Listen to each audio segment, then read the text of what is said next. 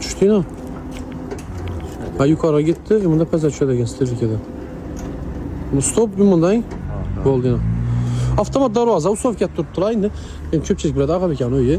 Bunu içi ne diye xili bu bana gelin geldi. İşin içi. Belkam bu. Belkam degan profilimiz bu. Eng usulini profil mesela 3 metrdan katta darvozalar tavsiya etamizdan bu. Hop. Hem kraskada hem deklik o'chmaydi xili bu. Ha. Kraskasini o'zidan chaqmoq garantiya beriladi. Zavodimiz 10 yil garantiyasi berib qo'ydi. Kraskasini o'zini. O'zi avtomat darvozalar primerni necha so'mdan boshlab necha so'mgacha bo'ladi bular? Kvadrati. $120 $250 ketaveradi bu. Kvadrat. 120 dan 250 gacha. Endi buni poni tushirasiz hozir, ha? Tushirdi, poni beklanib turibdi. Shurdan menga kapı qo'yib bering. Men kapıdan girib chiqing, ochib turmayin. Keyin yengni olganda kapı sopi bilan yengni olsin degan variantlarim bormi? Bor, uning variantlarim bor. Ular $230 boshlanadi kvadrat. Kvadrati.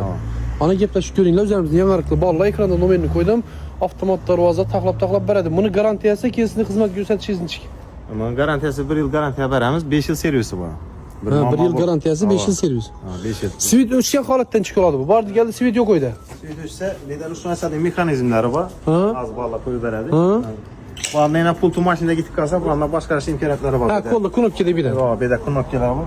Datchik masalasi. Ha, shu bu datchiklar bo'ladi. Ha, sensor masalan, tendan mashin durami, bola yugurib o'tami? Bola sala o'tami? Masalan, darvoza bekdan keltirgan vaqtda avtomatik o'zi tenni sasib beradi yuqoriga.